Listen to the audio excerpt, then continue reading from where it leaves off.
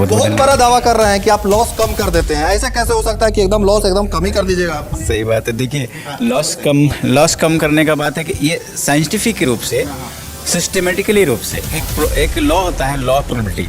और law probability बोलता है कि अगर किसी भी चीज़ की होने की संभावना 2% हो जाता है तो वो चीज़ नहीं होता है। ऐसा क्या जादू करते हैं आप, ये बताइए।